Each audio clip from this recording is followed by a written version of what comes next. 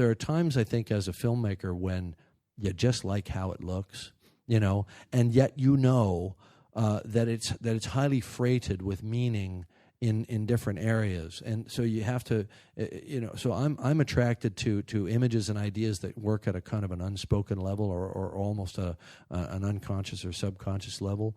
This, by the way, is a theory that sort of emerged for me more as I was cutting the picture, because I realize now, looking at the movie, that I was being drawn to kind of images and visual ideas that had power, but couldn't always articulate exactly why they had power. And at that point, when I have that feeling, now I realize I'm starting to tap into something that is getting to a more universal level of experience.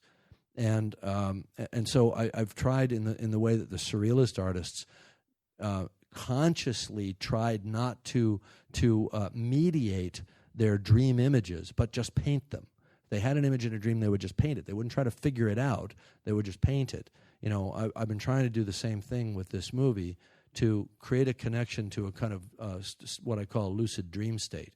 And a good example would be, many of us, if not most of us, have dreams of flying when we're kids, and yet when we're adults, that tends to fade away. I know it's faded away in my life. I still have the occasional one and cherish it, but I used to have them every night.